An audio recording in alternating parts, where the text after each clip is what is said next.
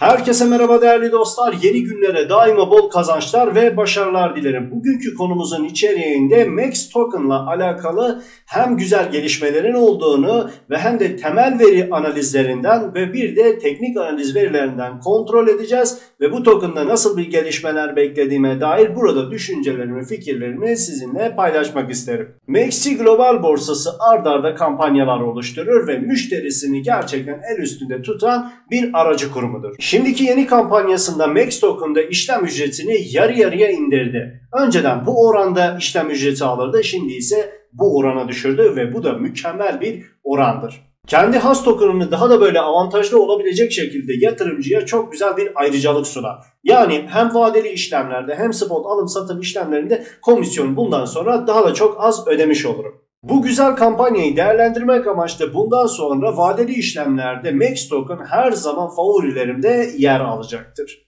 Şimdi gelelim Max Token'la ilgili önümüzdeki günlerde nasıl seviyelerde göreceğiz ve Max Token'da nasıl gelişmeler göreceğiz? Bunu hem temel veriden ve hem de teknik analiz verisinden kontrol edelim. MaxC Global borsasının bir sponsorluk kampanyasını daha size duyurmak istiyorum. MaxC Global borsasında hesap yapmak istiyorsan, hesap oluşturmak istiyorsan hoş geldin kampanyası olarak $10 ve ayrıca 5 Max token de hediye alabiliyorsun. Bunun da sponsorluk kampanya bağlantısını açıklamalar kısmında linkini bırakıyorum arkadaşlar. İçeriğimize başlamadan ilk önce de küçük bir hatırlatma yapalım. Eğer kanalımıza abone değilsek abone olmaya davet ediyorum. Videomuzu da beğenirseniz sonunda bir tane like atmayı da unutmayalım. Herhangi bir yorumunuz ve sorunuz var ise de bunu yorumlar kısmında yazın. Ne tür içerikler istediğinize dair de bunu yorumlar kısmında belirtirseniz bir sonraki gelecek içeriklerimizde sizin isteklerinize göre içerikler paylaşmış olacağız. Gelelim Max Token'da temel verisinden kontrol edelim. Nasıl bir işleyişi var, nasıl bir ilerleyişi var bunları adım adım göreceğiz. Birazdan orta vade ve uzun vade gibi planlamaları grafik başında geçerek teknik analiz yapacağız arkadaşlar. Şimdi ilk etapta buraya baktığımızda piyasa değeri yaklaşık hemen 143 milyon olarak yuvarlak hesap olarak hesapladığımızda 143 milyon piyasa değerine sahip. Bugüne kadar seyredilmiş para piyasa değeri 643 milyon olarak da burayı hesapladığımızda piyasa hacimler zaten 24 saat olarak değişiyor. Bunlara hiç gelmeyelim. Burayı hiç karıştırmayalım. İlk etapta buraya baktığımızda en önemli olan konu arkadaşlar toplam arzının ne durumda olduğu ve dolaşımdaki arzının da ne durumda olduğu. Bu da zaten rakamlar burada gösteriyor. Yaklaşık 100 milyon, evet 100 milyon olarak burada dolaşımda bir arzı var. Önemli olan konu ise burada da 450 milyon civarında bir toplam arz değerine sahip. Şu an yuvarlak hesap olarak baktığımızda Max Token $1,5 seviyesinde, öyle hesaplayalım.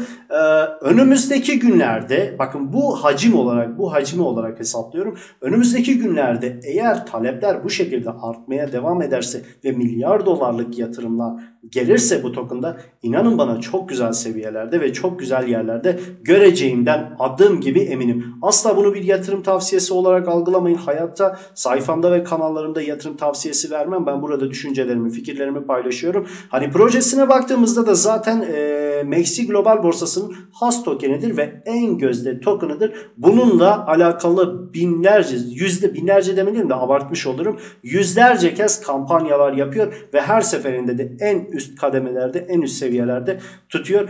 Zaten şu an baktığımızda da piyasada bir ayı sezonundayız ve önümüzdeki günlerde, önümüzdeki zamanlarda bir boğa sezonu gerçekleştiğinde bu token'da ciddi yatırımlar ve ciddi talepler artması durumunda önümüzdeki günlerde, zamanlarda güzel seviyelerde gideceğini düşünüyorum. Şimdi hızlı bir şekilde orta vade ve uzun vade gibi planlamalarımı teknik analize hızlı bir şekilde geçelim arkadaşlar.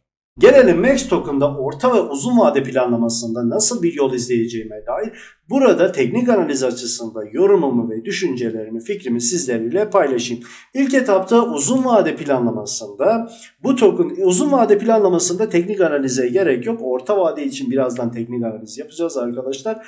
Max Token'da uzun vade bir planlaması yapıyorsam ben bu token'da kenarda köşede ya da kazandığım kazançların bir kısmını bu token'a ayırarak, çok öyle büyük meblağlarda ciddi paralar değil, azar azar birikime yönelik olarak çalışmayı daima planlıyorum arkadaşlar ve zaten bu şekilde de çalışıyorum. Vadeli işlemlerde ekstra aldığım parada bir kısmını da atıyorum. Şurada burada falan aldığım bir parayı Max Token'da birikim yapıyorum. Çünkü favorilerimde daima yer alıyor. Önümüzdeki günlerde, önümüzdeki zamanlarda bir yatırım olarak bunu kendimce düşünerek bunun değerleneceğini düşünüyorum ve birikime daha da uzun vade planlamasında birinci sırada yerini alıyor diye fikrindeyim arkadaşlar. Şimdi gelelim orta vade planlamasında. Eğer orta vade bir planlamaya göre çalışacaksam orta vadede beklediğim bazı seviyeler var. Geldik orta vade planlamasının teknik analizine. İlk etapta burada biraz geniş bakalım. Ne tür seviyelerde bekliyoruz? Kritik seviyeler neresi? Güzel seviyeler neresi? Bekleyeceğim seviyeler neresi? Burada adım adım geçeceğim ve özetle geçeceğim. Çok fazla teknik analiz yapmanın bir lüzumu yok. Ve bir de şunu da söyleyeyim. Çok fazla herhangi bir tane token'da böyle 10x 100x, 1000x büyük bekleyişler falan yapmayalım. Orta vade planlamasında değerlendirebileceğim bir tane token hemen şurada söyleyeyim size nasıl bir planlama yapacağım. Hemen şurada bu birinci bekleyeceğim seviye. Hızlı bir şekilde geçeceğim şimdi. Bu ikinci bekleyeceğim seviye. Hemen şunu da şöyle yaptım. Bir de üçüncü seviye. Hemen bunu da şuraya getirdim. Tamam. Şimdi beklediğim orta vade planlamasına göre kademeli olarak beklediğim 3 tane seviye var. Bu birinci seviye 1600 centlerde. Bu 1600 centlerde yukarı doğru kırıp da burayı kırmayı başarabilirse 2 doları da göreceğiz. Bu da ikinci olarak beklediğim seviye. 2 dolar seviyesinde gördüğümüzde hemen şurada da zaten sağlam bir direncin olmadığını düşüncesinde ve talep artması durumunda güzel bir talep artarsa da 3. seviyede de 2 dolar 500 cent civarlarında bekliyorum. Orta vade planlamasına göre bir çalışmada bunu da burada yorumumu sizlerle paylaştım. Ama şimdi bir de bunu tam tersini de hesaplayalım. Diyelim ki Bitcoin'de bir çakılma oldu. Bitcoin'de bir sıkıntı oldu. Ve tabii ki Bitcoin'de bir sıkıntı oldu mu da bu da bütün altcoin'leri çok fena bir şekilde etkiliyor. Bunun da kritik seviyeleri de hemen şunu da şöyle şuradan bir tane çizgi olarak belirliyorum. Hemen şurası. Şunun rengini de kırmızı yapayım daha net bir şekilde anlayabilelim diye. Eğer ki burada şu anki bulunan seviyelerde ufak tefek bir düşüşler olacaktır mutlaka. Tabii ki bu düzeltme yapacaktır. Ama başaramazsa, yukarı doğru gidemezse ve yükseliş olamazsa bunun seyredip 1 dolar seviyesini gerileyeceğini de burada söyleyeyim size arkadaşlar. Fikrimce 1 dolar seviyesine gerileyebilir. Eğer yükseliş olamazsa ve başaramazsa bu seviye çok önemlidir. Şu bulunduğumuz seviyesi hemen şu 1.400 cent seviyesi önemli bir seviyedir. Bu seviyede testini yapıp da yukarı doğru kırdığı sürece hiçbir sorun yok. Bu token'da yükseliş bekliyorum açıkçası. Ama yükselemezse de ve bir düşüş olursa da test etme seviyesi de 1 dolar seviyesi olduğunu burada belirtmek istiyorum. Ama orta vade planlamasına göre de herhangi burayı test edip de tekrardan bir düzeltme yapıp da yukarı doğru götürebileceğini düşünüyorum açıkçası.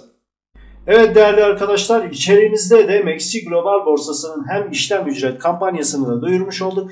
Bir yandan da Max Token hakkında da düşüncelerimi, fikirlerimi sizlerle paylaştım. Sizin de düşünceleriniz, fikirleriniz ne? Bunu da yorumlar kısmında yazın arkadaşlar. Max Token hakkında ne gibi düşünceler içerisindesiniz? Max Token'da ne tür seviyelerde bekliyorsunuz? Yorumlar kısmında yazarsanız bunu da daha detaylı bir şekilde sizin de düşünceleriniz, fikirlerinizi merak ediyorum arkadaşlar. Ne tür içerikler istediğinize dair de yorumlar kısmında yazarsanız bir sonraki içeriklerimizde sizin istediklerinize göre içerikler paylaşmış oluruz. Ve daha da çok gelişmiş stratejik içerikler paylaşmayı planlıyoruz arkadaşlar. Yaptığımız bütün çalışmaları A'dan Z'ye kadar Telegram kanallarımızda ve sayfalarımızda sizlerle paylaşıyoruz. Sayfalarımıza destek olmanızı ve takip etmenize davet ediyorum tekrardan. Videomuza da beğendiyseniz de bir tane beğeni atalım arkadaşlar. Hoşça kalın, daima bol kazançlarınız olsun. Kendinize çok çok iyi bakın.